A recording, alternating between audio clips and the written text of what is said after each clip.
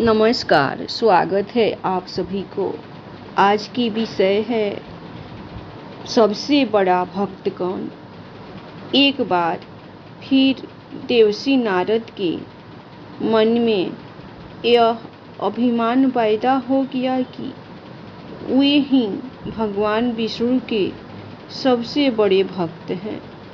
वे सोचने लगे, मैं रात दिन भगवान विष्णु का गुणगान करता हूँ, फिर इस संसार में मुझसे बड़ा भक्त और कौन हो सकता है। किंतु पता नहीं श्री हरि मुझे ऐसा समझते हैं या नहीं। यह विचार कर नारद भगवान विष्णु के पास क्षीर सागर में पहुँचे और उन्हें प्रणाम किया। विष्णु जी बोले, आओ नारद, कहो कैसे आना हुआ। नारद बोले, भगवान मैं आपसे एक बात पूछने आया हूँ। भगवान विष्णु बोले, मैं तुम्हारे मन की बात जानता हूँ। नारद, फिर भी तुम्हारे मुंह से सुनना चाहता हूँ। नारद ने कहा, हे देव, मैं जीवन भर आपका गुणगान करता रहा हूँ। पल पल हर क्षण मुझे बस आपका ही ध्यान रहता है। आप मुझे यह बताइए कि क्या मुझसे भी बड़ा आपका कोई अन्य भक्त है संसार में। भगवान विष्णु समझ तो पहले ही गए थे, लेकिन नारद को अपनी भक्ति पर अभिमान पैदा हो गया है। किंतु अपने मन की बात छुपाकर वे बोले, नारद, इस प्रश्न के लिए तो तुम्हें मेरे साथ मृत्यु लोक चलना पड़ेगा। नारद जी बोले, ठीक है भगवान, मैं मृत्यु लोक चलने के लिए तैयार हूँ। भगवान विष्णु नारद को लेकर मृत्यु लोक चल पड़े। धरती पर पहुंचकर दोनों ने किसान का भेष धारण किया और एक गांव के किनारे बनी एक झोपड़ी की ओर चल पड़े। विष्णु जी बोले, नारद जी, मेरा एक बहुत बड़ा भक्त यहाँ इस कुटिया में रहता है। आश्चर्य है, क्या मुझसे बढ़कर भी किसी की भक्ति हो सकती है। नारद के मुख से निकला, क्या वह भी मेरी तरह आपका ध्यान लगाए रहता है। आओ स्वयं ही जान लोगे, विष्णु जी ने कहा और उस कुटिया की ओर बढ़ गए। किसान उस समय कुटिया के बाहर अपनी गाय को बांध रहा था। कहाँ से आए हैं भद्र, मेरे लिए कोई सेवा हो तो निसंकोच बताइए। किसान भेषधारी भगवान विष्णु ने कहा, हम नगर जा रहे हैं पर अंधेरा घिरने लगा है। वन में जंगली पशुओं का डर है, इसीलिए रात भर आश्रय चाहते हैं। किसान ने प्रसन्न भाव से कहा, मेरी कुटिया में आपका स्वागत है भद्र, और जो रूखा सूखा घर में है आपके लिए हाजिर है। भगवान ने मुझे आप लोगों की सेवा करने का अवसर दिया है। बड़ी कृपा हुई उनकी। बाहर दलान में एक खटिया पर दोनों को बिठाकर किसान अंदर गया और अपनी पत्नी से कहा, देवी, दो अतिथि आए हैं। किसान की पत्नी उस समय अपने बच्चों को भोजन परोस रही थी। धीरे से आटे का बर्तन दिखती हुई बोली, घर में इतना सा ही आटा है और ये बच्चे और भोजन मांग रहे हैं।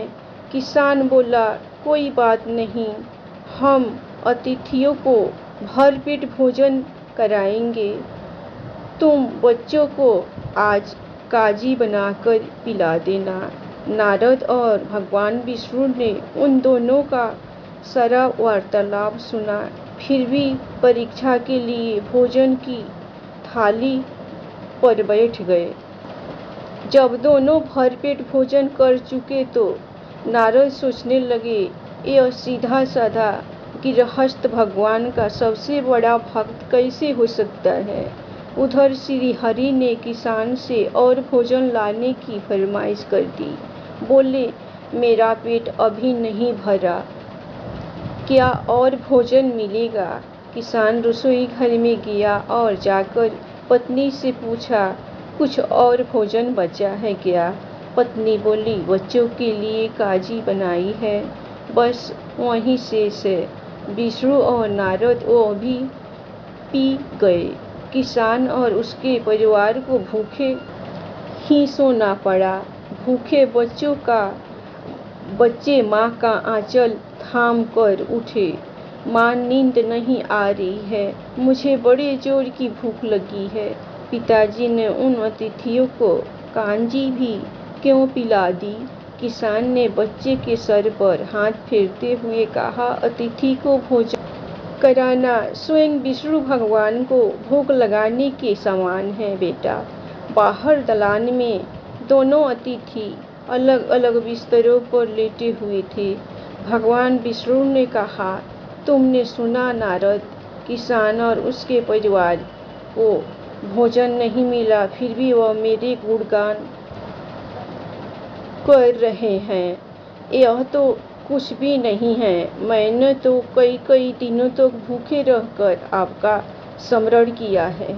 अगले दिन सुबह उन्होंने देखा किसान भगवान विष्णु की मूर्ति के सामने कह रहा था, गोविंद हरि हरि, तुम सदा मेरे मन में बसे रहो,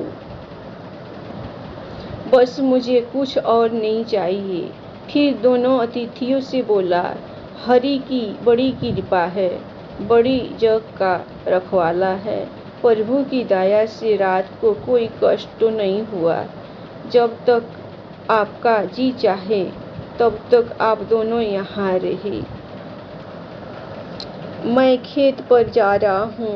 किसान भेषधारी श्री हरि बोले, हम भी तुम्हारे साथ चलेंगे, यदि तुम्हें कोई आपत्ति न हो तो।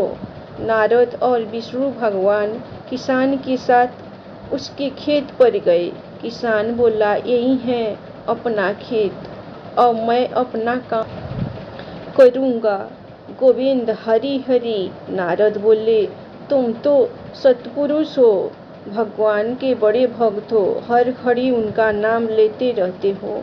किसान बोला, अरे कहाँ काम से, जब भी थोड़ा बहुत समय मिलता है तभी उनका नाम लेता हूँ। नारद ने पूछा, कब कब मिलता है समय।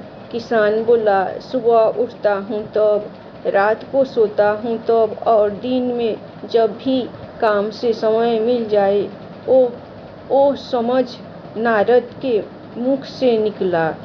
दोनों जब किसान से विदा लेकर चले तो नारद ने व्यंग्यात्मक स्वर में कहा, आपने सुना भगवान, वह सुबह शाम 2 बार ही आपका स्मरण करता है, जबकि मैं हर समय ध्यान करता हूँ, फिर भी आप उसे महान भक्त बताते हैं। नारद की बात सुनकर श्री हरि चुप रहे, किंतु मन ही मन उन्होंने कहा, कारण भी जान जाओगे। नारद विष्णु ने एक कलश को तेल से लबालब भरकर नारद को दे दिया और बोले, नारद इसे अपने सिर पर रखकर बिना हाथ लगाए सामने वाली पहाड़ी तक ले चलो। ध्यान रहे, इस कलश में रखे तेल की एक बूंद भी जमीन पर गिरने न पाए।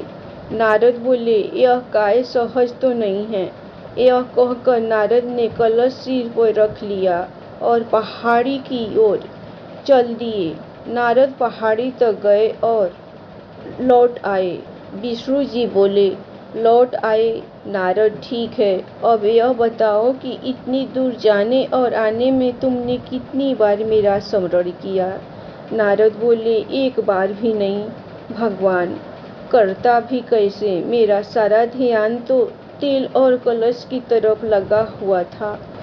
श्री हरि बोले, तब तुम ही सोचो, वो किसान दिन भर कठिन परिश्रम करता है, फिर भी 2-4 बार मेरा स्मरण जरूर करता है और तुम एक बार भी मेरा स्मरण नहीं कर पाए। विष्णु की बात सुनकर नारद जी के अंत चक्षु खुल गए। वह श्री हरि के चरणों में गिरकर बोले, मान गया प्रभु, जो संसार के झंझटों में रहकर भी आपका स्मरण करते हैं वे ही सबसे बड़े भक्त हैं। धन्यवाद। कहानी आप लोग को पसंद आए तो आप लोग विष्णु भगवान और नारद जी के लिए एक लाइक सब्सक्राइब जरूर कीजिएगा। हमेशा खुश रहिए, अपना ध्यान रखिए।